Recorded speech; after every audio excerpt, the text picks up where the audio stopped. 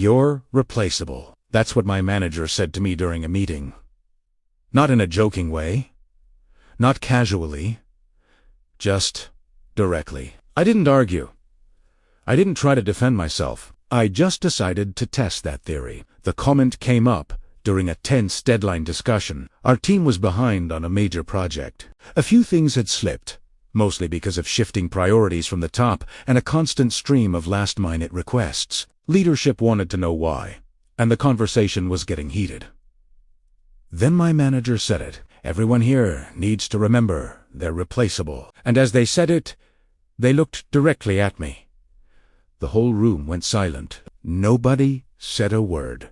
Because a statement like that isn't really meant for discussion, is it? It's meant to remind people who holds the power, but something about it really stuck with me. Replaceable. The thing was, my role wasn't exactly simple. Over the last 2 years, I had quietly built most of our team's reporting systems from the ground up. I was the one who documented all the complex client workflows that nobody else wanted to touch. I managed the relationships with our key vendors, the ones we depended on. And I was the person maintaining all the internal tools that our team used every single day to get their work done. I didn't do all of this because I had to. It wasn't in my job description. I did it because someone needed to, and no one else was stepping up. Like in so many jobs, a huge part of what I did was completely invisible. The systems just worked. The reports just showed up in everyone's inboxes. The processes just ran smoothly. And because of that, people rarely, if ever, thought about the person who was making it all happen behind the scenes. Until, of course, something broke. So, after that meeting, I didn't quit. I didn't storm into my manager's office for a confrontation. I just changed how I worked. I decided to stick strictly to my official job description. I stopped doing all the extra work that wasn't formally assigned to me. No more informal troubleshooting when a colleague was stuck. No more quick fixes to systems I didn't technically own. No more answering work messages after hours to help someone out. If a task wasn't explicitly listed in my job description, I simply didn't automatically handle it anymore. At first, nothing really seemed different. The first week went by, and everything continued as normal. The machine kept running, but then, small things started to pop up. One morning, a critical daily report didn't generate. A few hours later, a colleague messaged me. "Hey, do you know why the sales dashboard didn't update this morning?" I replied politely, but clearly. "That process isn't part of my assigned responsibilities. You might want to check with the tech department." Then more issues appeared. A key vendor sent an email asking about contract renewal details that I usually handled. Another team sent a request for data access permissions that they needed urgently. Normally, I would have solved both of those problems in a matter of minutes. It was just easier that way. But this time, I directed them to the official, formal process, which, as we all know, often meant filling out a form and waiting. It didn't take long for my manager to notice. They called me into their office. "Why are all these things suddenly taking so much longer to get done?"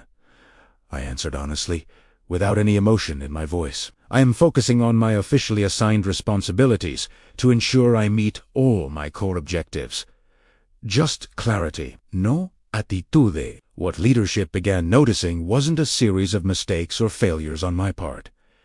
It was gaps, huge, gaping holes in their operations. They started seeing all the processes that relied entirely on informal knowledge that lived inside my head. They saw systems that only ran because someone, me, was quietly maintaining them in the background. They discovered relationships with partners that only existed because someone was putting in the effort to keep them organized. About a month after that initial meeting, leadership scheduled a big process review. The official goal was to understand why operations had slowed down so dramatically, and why so many things were suddenly falling through the cracks. During the meeting, as they went through a long list of problems, someone finally asked the million-dollar question.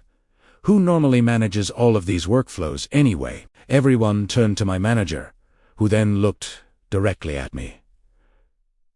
I explained calmly to the room. Many of these systems and processes were things I maintained informally, just to keep operations running smoothly for the team. Then I added one simple, factual statement. Since they weren't formally assigned responsibilities, I've been focusing my time on my core role instead. There was no accusation in my voice.